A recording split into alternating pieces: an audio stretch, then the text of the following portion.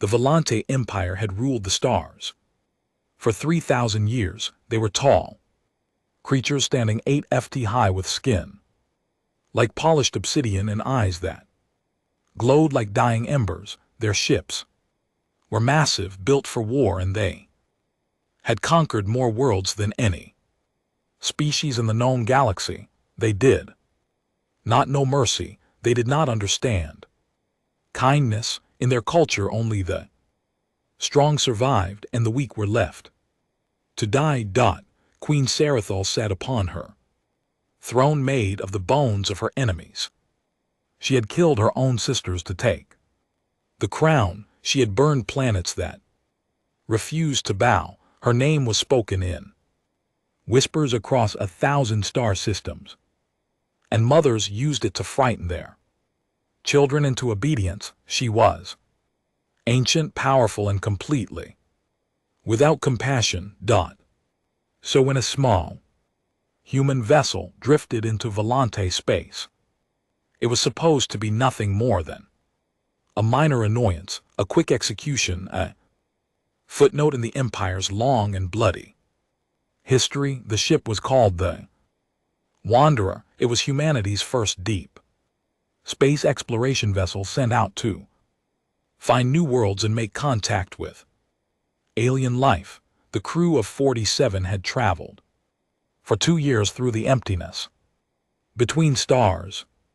They had left behind families, friends, and everything they knew. They were brave, curious, and completely unprepared for what they were about to face. Commander Jake Morrison stood on the bridge and watched the alien dreadnought appear on their screens. His heart sank. The Volanth ship was enormous, at least 50 times the size of the Wanderer.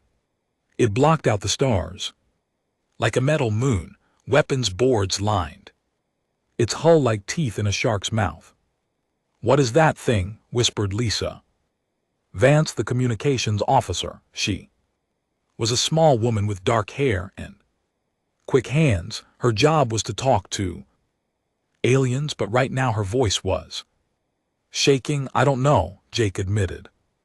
He was a tall man with gray at his temples and calm blue eyes. He had led this crew through asteroid fields and solar storms, but nothing had prepared him for this. "Try to make contact, maybe they're friendly." Lisa worked her controls. After a few tense minutes, a translation link was established. Harsh, grating voice filled the bridge. "Unknown vessel, you have entered the space of the Volante Empire. You will surrender immediately or be destroyed.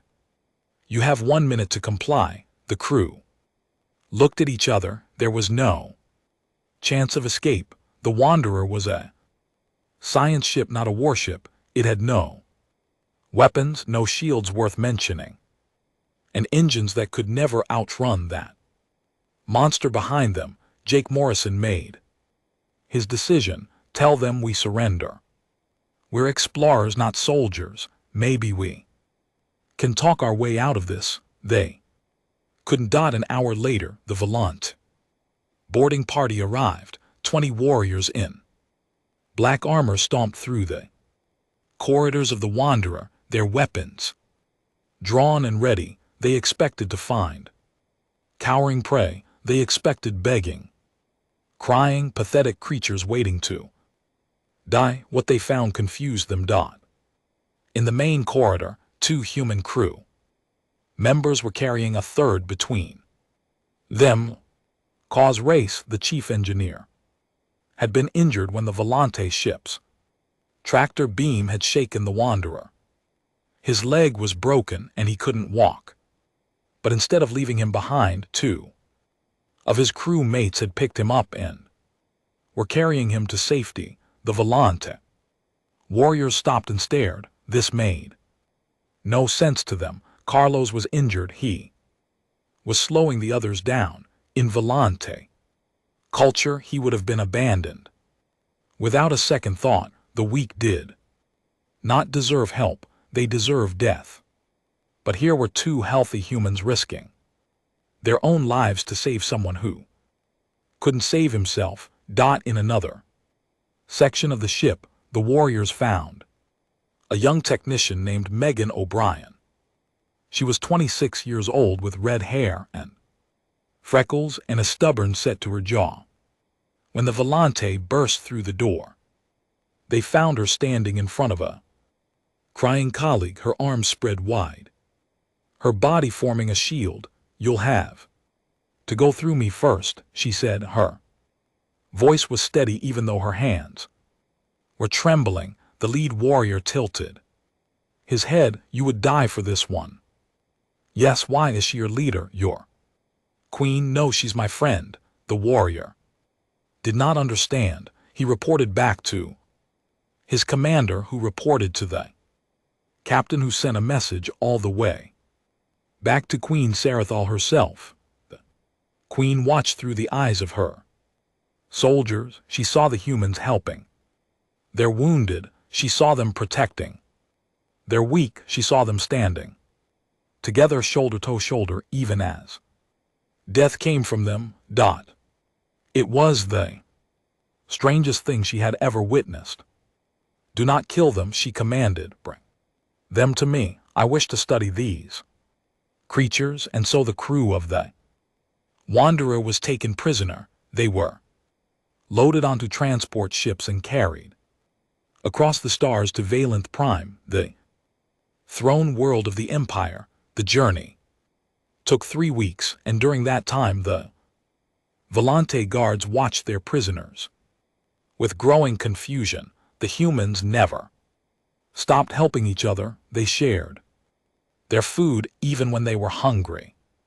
They told stories to keep their spirits up. They sang songs together in the darkness of the cargo hold. When one of them got sick, the others took turns caring for her through the night. "They are weak," one guard said to another.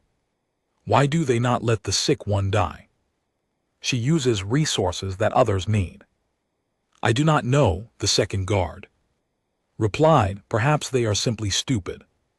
But deep down, something stirred in both of them, something that felt almost like envy. When the transport finally arrived at Valenth Prime, Commander Jake Morrison looked out the small window at the alien world below. It was beautiful in a harsh way, all black mountains and red rivers and cities that stretched to the horizon. "What do you think will happen to us?" Lisa asked quietly. Jake put his hand on her shoulder. "I don't know, but whatever happens, we face it together. That's what humans do." Megan O'Brien stood beside them, her green eyes reflecting the alien planet. She had a feeling that their lives were about to change forever.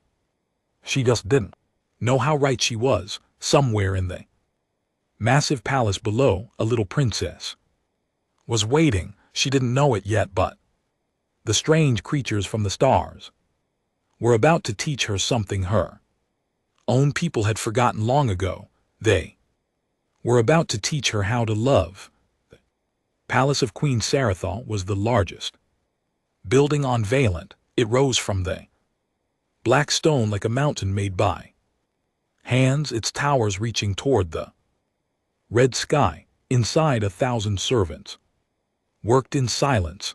100 guards stood at every door, and in the deepest part of the palace, in cells made of living crystal, the human prisoners waited for their fate. The crystal cells were beautiful and terrible. The walls were clear as glass, so the prisoners could see each other but not touch.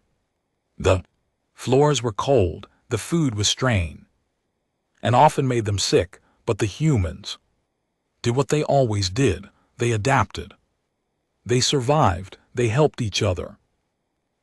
Commander Jake Morrison organized his crew into shifts. Some would sleep, while others kept watch. Some would exercise to keep their bodies strong, while others rested. He made sure everyone ate, even when the food tasted like metal and ash. He told them stories About Earth, about blue skies and green, forests and ocean that stretched. Forever, we're going to get through. This, he told him every morning, we're going to survive and we're going to find a way home. Not everyone believed him, but everyone tried. The days passed. Slowly in the crystal cells, the Volante. Scientists came sometimes to study them. They took blood samples and measured their bodies and asked strange questions. Through translation devices, why did humans have hair on their heads? Why did their eyes produce water when they were sad? Why did they touch each other so often? The humans tried to explain, but the scientists never seemed to understand. They wrote notes and shook their heads and went away muttering about primitive behavior, but someone else was watching, someone the humans didn't know about yet. Princess Kira was the youngest daughter of Queen Saratha. She was 7 cycles old, which was still very young by Volant standards. She had the same black skin as her mother, the same glowing eyes, but there was something softer about her face, something that her mother and older siblings had beaten out of themselves long ago. In the Volti royal family, children were not loved. They were tested from the day they were born. They faced trials and challenges designed to make them strong. Those who passed became warriors. Those who failed were forgotten. It was the way things had always been. Curavel had passed every test so far, but just barely. She was small for her age. She was not as fast as her brothers or as cruel as her sisters. Her mother looked at her with cold disappointment. Her siblings looked at her like prey. The princess had learned to be invisible. She moved through the palace like a shadow, hiding in corners, watching from doorways. No one paid attention to her. No one ever had. That was how she found the humans. She was exploring a part of the palace she wasn't supposed to enter when she heard strange sounds, singing, laughter. She had never heard anything like it. Following the sound, she found herself in the corridor of crystal cells. The humans didn't notice her at first. They were gathered in one section, talking and laughing together. One of them was telling a story with big arm movements. Others were clapping and making sounds of encouragement. In another cell, a woman with dark hair was singing a soft song to a sick crewmate. Curavel pressed herself against the wall and watched. She watched for hours. She came back the next night and the night after that. She learned their routines. She learned their faces. She learned that the tall one with gray hair was their leader. She learned that the small woman who sang was named Lisa. She learned that the one with the broken leg was getting better because his friends had made a splint from pieces of their cuts. But the one who fascinated her most was the young female with red hair and freckles, Megan O'Brien. She seemed to smile more than the others. She seemed to notice things. One night she looked directly at the doorway where Curl was hiding. "Hello there," Megan said softly. "I know you're watching. It's okay. You can come closer if you want." Curl's heart pounded. She should run. She should tell someone. But instead, she stepped out of the shadows. Megan didn't scream or flinch or reach for a weapon. She just smiled. "Hey, little one, what's your name?" The princess didn't understand the words, but she understood the warmth in those strained, round eyes. She had never seen anyone look at her like that, like she mattered, like she was worth seeing. She came back the next night and the next. And the next. Megan began teaching her words, simple things at first. "Hello, goodbye, friend. Curl learned. Quickly, she was smart, smarter than anyone had ever given her credit for. Within 2 weeks, she could speak basic sentences. Why you smile? She asked Megan one night. Always smile, even Cage. Megan thought about this because smiling helps, even when things are bad. A smile can make them a little better. And because I'm happy to see you, happy. What is happy? Megan's heart broke a little. Happy is a feeling when something good happens or when you're with people you care about. It's like warmth inside your chest. Curl touched her own chest. She had never felt warmth there, only cold, only fear. I want to be happy, she whispered. Then, come sit with me, Megan said. I'll tell you a story. The princess sat down against the crystal wall. On the other side, Megan did the same. They were separated by the hard surface, but somehow it didn't matter. For the first time in her life, Caravel felt like she wasn't alone. She started bringing them things, better food stolen from the kitchens, medicine taken from the supply rooms, small comforts that made their imprisonment easier. The crew noticed, and they were grateful. They started calling her Little Star because her eyes glowed in the darkness. But Curl had a secret, a painful one. One night she came to Megan with fresh bruises on her arms. She tried to hide them under her robes, but Megan saw. Who did this to you? Megan asked, her voice tight with anger. Training, Curl said quietly. We must be strong. Weakness is punished. This isn't training, this is cruelty. The princess looked confused. What is cruelty? Megan wanted to cry. She wanted to break through the crystal and hold this child and never let go. Instead, she pressed her hand against the wall. Put your hand on mine, she said. Caravel did. The crystal was cold between them, but somehow they both felt warmth. You are not weak, Megan said firmly. You are the bravest person I ever met, and we love you, all of us do. You understand? We love you. Caravel didn't understand, not really, not yet. But she felt something stir in her chest, something warmed on. Maybe this was what happy felt like. The weeks turned into months.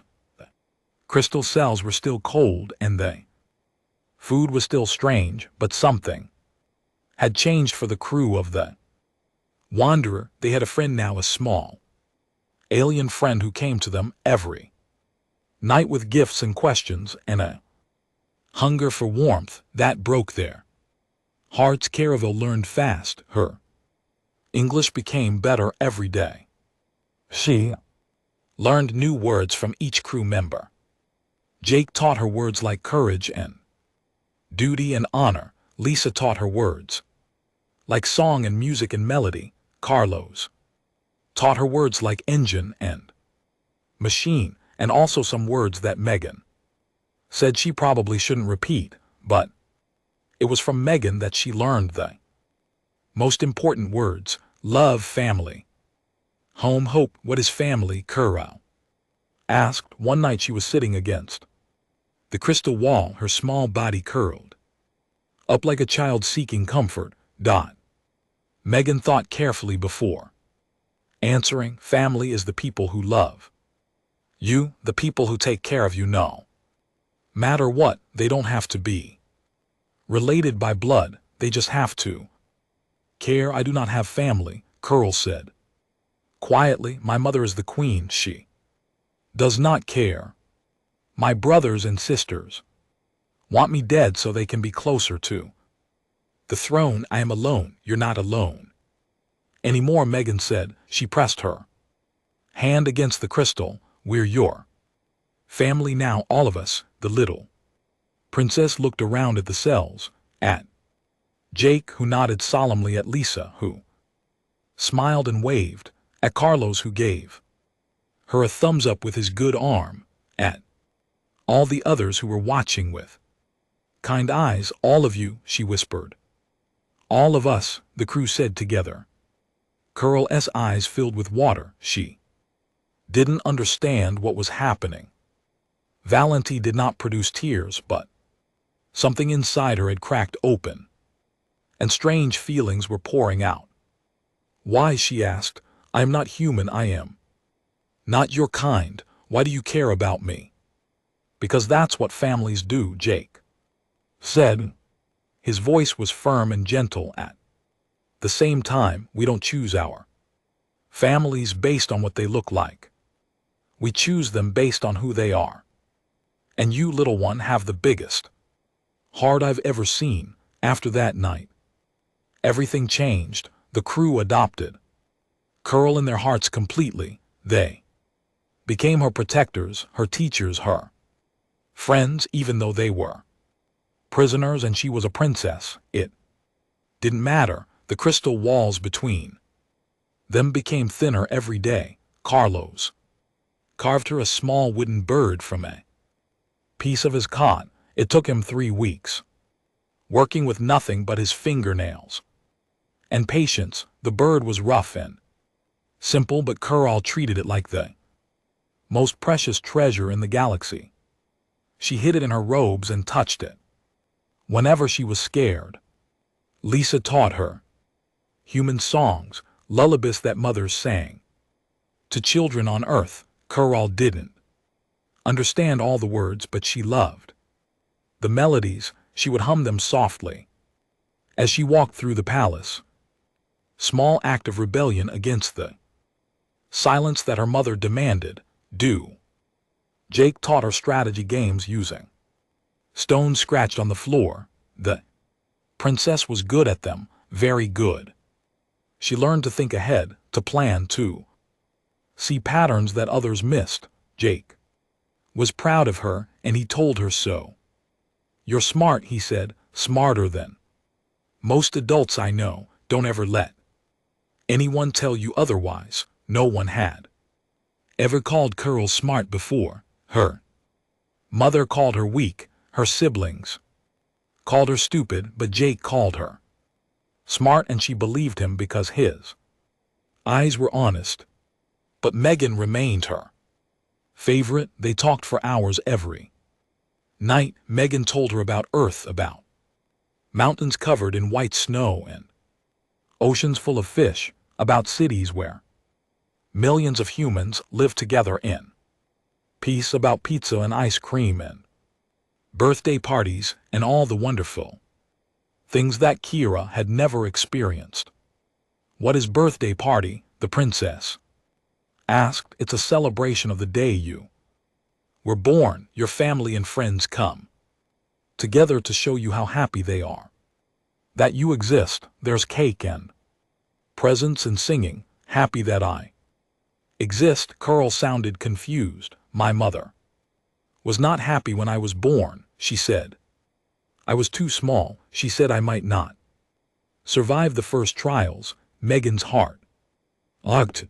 Well, we're happy you exist, and when we get out of here, we're going to throw you the biggest birthday party the galaxy has ever seen. Curl smiled. She had learned how to smile from watching the humans. It still felt strange on her face, but she was getting better at it. But not everything was good. Commander Jake Morrison had noticed the bruises on the little princess. He had seen the way she flinched at loud noises. He had watched her hide whenever guards walked past. He knew the signs. He had seen them before on Earth in children who were being hurt by the people who should have protected them. One night after Survival had left, he gathered his senior crew together. She's being abused, he said quietly. Her own family is hurting her. We know, Lisa said. Her voice was thick with anger. But what can we do? We're prisoners. We can keep showing her something different. Megan said we can show her what love looks like, what family is supposed to be. Maybe that's enough. Is it though? Carlos asked. He was sitting with his leg propped up. Still healing, she goes back to them.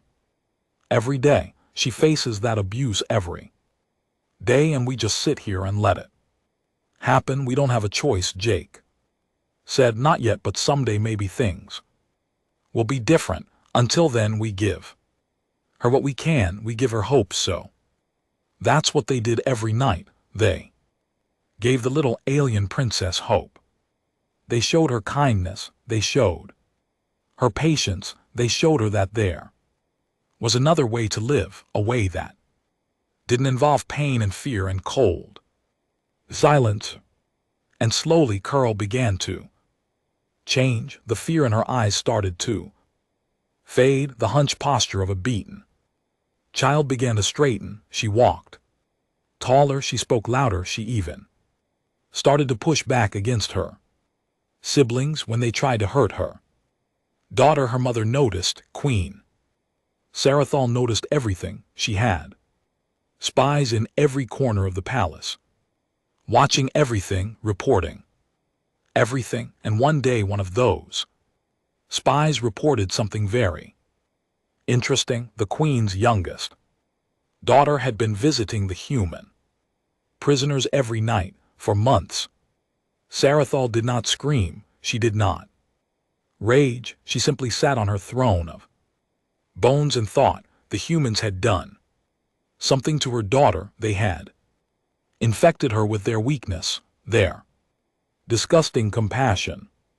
This could not be allowed. The queen made a decision.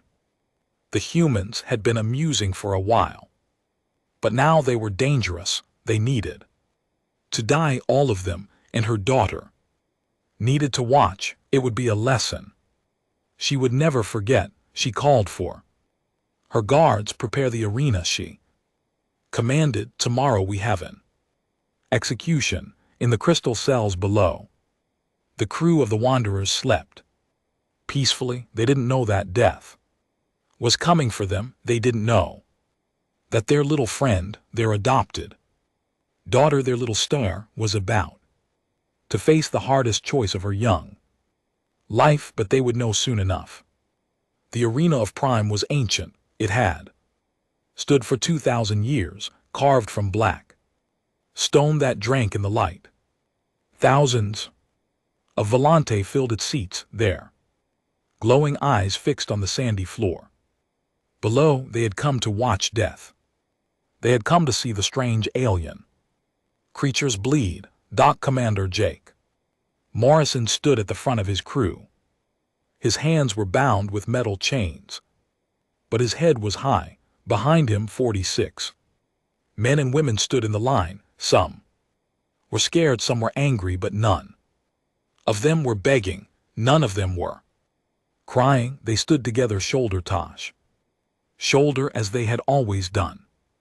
Whatever happens, Jake said quietly, I'm proud of you, all of you. We came out here to represent humanity, and that's exactly what we're doing. Lisa Van stood beside him. Her voice was steady when she spoke. At least we're together.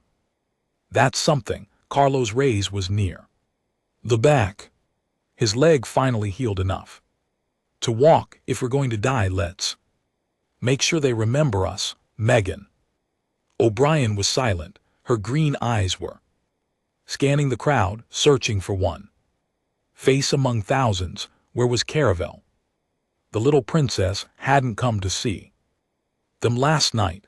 Megan had waited by the crystal wall until dawn, but she never appeared. Something was wrong. A horn sounded deep and terrible. The crowd fell silent. Queen Sarathal descended from her royal box. She was magnificent and terrifying, dressed in armor made from the scales of some great beast. In her hand she carried a ceremonial blade. It was black as night and sharp enough to cut through bone. Like butter, this blade had killed 1,000 enemies of the Empire. Today it would kill 47 more. The queen walked slowly across the sand until she stood before the human prisoners. Her Eyes swept over them with cold contempt. Humans, she announced, her voice echoing. Through the arena, you were brought here. As curiosities. Specimens to be studied, but you have committed a crime that cannot be forgiven, the crowd murmured. What crime? What have these weak creatures done? You have corrupted my daughter. The queen continued. You have filled her head with weakness, with sentiment, with the disease you call love. She spat the word like poison. For this crime you will die slowly, painfully, and my daughter will watch, so she learns what happens to those who spread corruption. Megan's heart froze. She finally saw Curl, the little princess, was being held by two guards near the royal box. She was struggling against him, her small body twisting and pulling, but she couldn't break free. Her eyes were wide with terror. Megan, she screamed. Megan! No, silence her, the queen commanded. Guard clamped his hand over Caravel's mouth. She bit him hard, but he didn't let go. Queen Seraphal turned back to the humans. She raised her blade. Any last words, creatures? Jake Morrison stepped forward as far as his chains would allow. His voice rang out clear and strong. You're making a mistake. Queen laughed. It was a cold, hollow sound. I do not make mistakes. You are. Right now, your daughter isn't corrupted. She's evolved. She's learned something that your entire empire forgot. And what is that? How to love, how to connect, how to build something that lasts beyond fear and violence.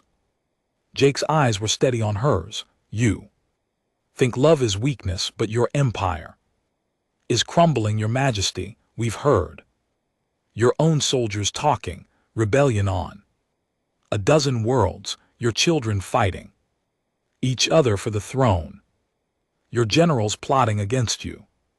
You built everything on fear, and fear only lasts until someone stops being afraid. The queen's eyes narrowed. You know nothing of my empire. I know that. She stopped being afraid. Jake nodded toward Curl. Your own daughter, she stopped being afraid because she found something stronger than fear. She found us. She found love. And you can kill us, but you can't kill that. You can't kill what we've taught her. For a moment, something flickered in the queen's eyes. Doubt, anger. It was impossible to tell. Then her face hardened again. Pretty words from a dead man. She raised her blade higher. Prepare to die, human. The crowd cheered. The blade gleamed in the red sunlight. Jake Morrison closed his eyes, and then something happened that no one expected. Curl bit the guard's hand so hard that she drew blood. When he released her mouth to cry out in pain, she twisted free and ran. She ran across the sand, her small legs pumping as fast as they could go. Guards tried to grab her, but she was quick and desperate. She dodged their hands like water flowing through rocks. She didn't run away from the execution. She ran toward it. She ran toward the humans. She threw herself between her mother's blade and the prisoners. Her small arms spread wide like wings. Her chest was heaving. Her eyes were wild, but her voice was strong. No, she screamed. No, hurt them. They are my family. The arena fell silent. Every single being in that ancient place stopped breathing. A princess of the blood, daughter of the queen herself, was standing between death and the enemy. Sarathal stared at her daughter. The blade trembled in her hand. Move aside, child. No, they have poisoned your mind. Move aside and I will forgive this foolishness. No, Caravel's voice grew stronger. You teach that strong survive. They are strong, stronger than you. A gasp rippled through the crowd. No one spoke. To the queen like that, no one had ever dared. They are weak, Sarathal hissed. They cling to each other like prey. Animals, they carry each other, Curl said. When one falls, others lift. When one cries, others hold. You call this weakness, but they survive together. She looked at her mother with those glowing eyes, so like her mother's and yet so different. You survive alone. Mother, you have always been alone. I do not want to be like you. The blade lowered an inch. Megan stepped forward, ignoring the guards who moved to stop her. She's right, she said. We love her. She loves us, and that kind of love doesn't make you weak. It makes you brave enough to run across an arena to save the people you care about. It makes you brave enough to stand against your own mother when she's wrong. She's the bravest person I've ever seen, Jake added. And she's 7 years old. What does that tell you about the power of what we've taught her? The queen stood frozen. Her blade hung in the air, neither raised nor lowered. Her eyes moved from the humans to her daughter and back again. She had killed thousands. She had conquered worlds. She had never hesitated in her life. But here now, looking at her smallest daughter standing defiant before her, Sarathal hesitated, thought that something old and forgotten stirred in her chest, something she hadn't felt since she was a child herself, before the trials had beaten it out of her, before she learned that love was weakness and mercy was death. What was this feeling? Caravel reached out and took Megan's hand. The human woman dropped to her knees so she could hold the little princess properly. They clung to each other in the middle of the arena, surrounded by death, and somehow they looked stronger than anyone else there. Please, mother, Curl whispered. Let them live. Let me keep my family. The blade fell from Sarathal's hand. It landed in the sand with a soft thump. The queen stared at it like she didn't understand how it got there. The crowd was absolutely silent. No one moved. No one breathed. The queen looked at her daughter one more time, at the tears streaming down her face, at the hope shining in her strange, soft eyes, and for the first time in her long and terrible life, Queen Seraph Cole made a choice that had nothing to do with power. Release them, she said. Her voice was quiet, but it echoed through the arena like thunder. Release them. All of them. All of them. The guards did not move. They stood like statues, their weapons still raised, their minds struggling to understand what their queen had just commanded. Release the prisoners. After everything, it made no sense. I said, release them. Sarathal's voice cracked like a whip. Now the guards moved quickly. After that, chains were unlocked, bindings were removed. The crew of the Wanderer stood in the middle of the arena, free for the first time in months, surrounded by thousands of silent aliens who had come to watch them die. Jake Morrison rubbed his wrists where the chains had bitten into his skin. He looked at the queen, trying to understand what had just happened. Her face was unreadable, but something had changed in her eyes. The cold certainty was gone. In its place was something that looked almost like confusion. Megan still held Curl in her arms. The little princess was shaking, her face buried against Megan's shoulder. She had justified her mother in front of the entire empire. She had called the humans her family. There was no taking that back. What happens now?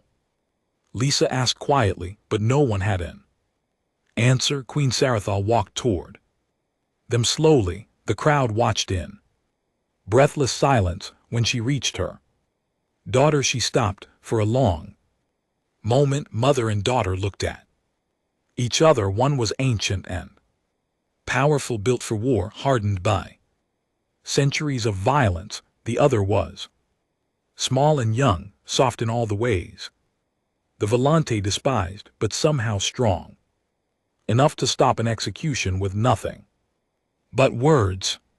"You shame me," the Queen said. Curl flinched. Megan's arms tightened around her. "You shamed me, sir," Cole continued, "because you have more courage than I have ever had. You stood against death today. You stood against me, and you did it for love." She said the word carefully, like she was tasting something strange. "I have killed for power. I have conquered for glory, but I have never been brave enough to love anything." The arena was so quiet that you could hear the wind moving across the sand. "Teach me," the Queen said. That it wasn't a command, it was a request.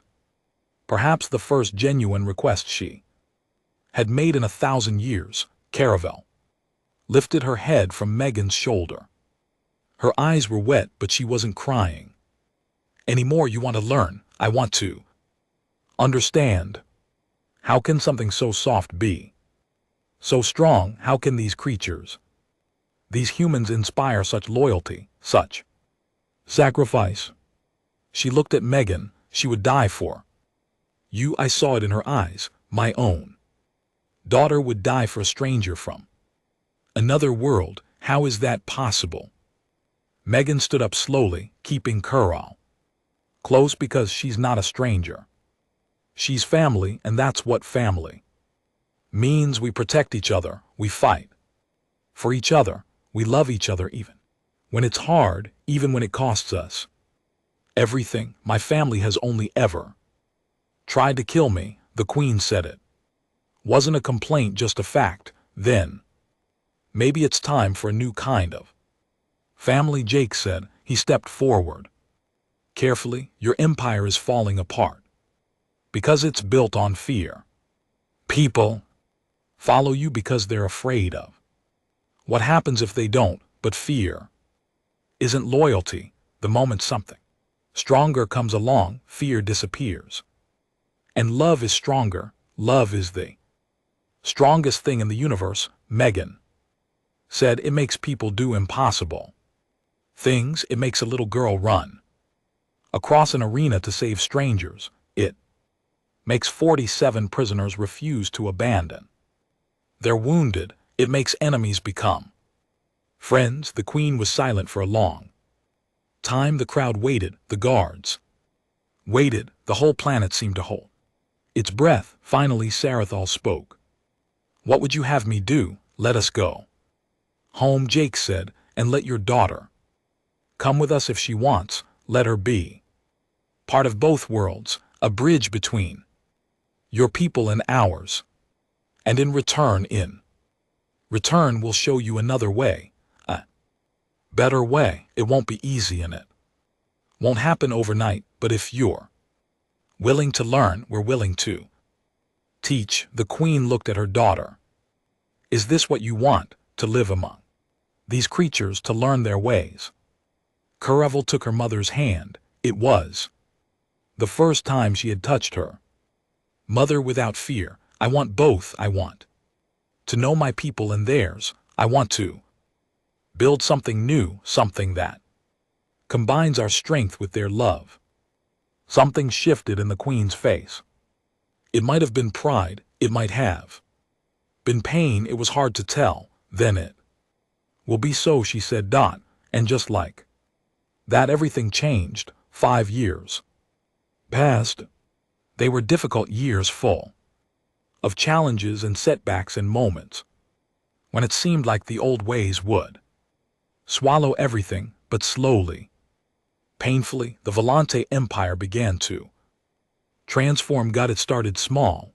The human prisoners were given quarters in the palace instead of cells. They became advisors, teachers, friends. They taught about cooperation and compassion. They showed them that helping the weak didn't make you weak, it made everyone stronger. Caravel grew up between two worlds she spent half her time on. Valenth Prime working with her mother to change the old laws, she spent the other half on Earth learning about human culture and bringing those lessons home. She became a symbol of hope for both species. The crew of the Wanderer eventually returned to their own planet. As heroes, they had done more than explore space. They had changed the course of galactic history with nothing but kindness, but they didn't forget their little princess. They visited her often, they sent her messages every week. They watched her grow from a frightened child into a confident young woman who carried both worlds in her heart. On the day the Treaty of Valence was signed, Commander Jake Morrison stood in the great hall of the palace. He was older now, his hair completely gray, but his eyes were still bright. Beside him stood Queen Sarathal. She too had changed. The coldness in her face had softened. She smiled sometimes, though it still looked strange on her. And between them stood Princess Kiriville, now 12 cycles old, holding hands with Megan O'Brien. Did you ever think it would end like this, Lisa? Asked Jake quietly as they watched the ceremony. Never, Jake admitted, but that's kind of our thing, isn't it? Humanity, we don't conquer with weapons. We don't win with strength, we just love harder than anyone expects. Megan finished. She had appeared beside them, Caravel still holding her hand.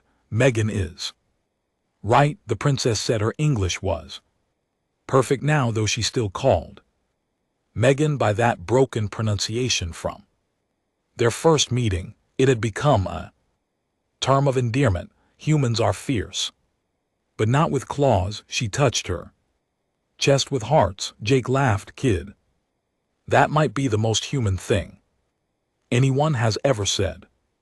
Later that night, there was a celebration. Humans and Volante danced together under the red stars. Music played, mixing melodies from both worlds into something new and beautiful. Children ran between the adults, laughing and playing, species mingling like they had known each other forever. Queen Sarathal watched from her throne. She no longer sat on bones. She had replaced it with simple stone. The bones were buried now, laid to rest, along with the cruelty they represented. Her daughter came to stand beside her. Are you happy, mother? The queen thought. About this, I'm not sure I understand. Happy yet, but I'm trying. The humans say it takes practice. Curl smiled. They also say that the trying is what matters. Then I will keep trying. The queen looked at her daughter with something that might have been love. Thank you for being braver than me, for showing me another way. Thank you for listening. They stood together, mother and daughter, watching two civilizations learn to become one. It wasn't perfect. It would never be perfect. There would be conflicts and misunderstandings and moments when the old hatred tried to resurface, but love was patient. Love was persistent. Love was the strange and wonderful gift that a handful of human prisoners had given to a frightened little princess who had grown up to change the galaxy. And somewhere out among the stars, the crew of the Wanderer looked toward Vel Prime and smiled. They had set out to explore the unknown. They had found something far more important. They had found that no matter how vast the universe was, no matter how strange and different its inhabitants might be, the capacity for love existed everywhere. It just needed someone brave enough to plant the seed. And humanity, it turned out, was very good at planting seeds.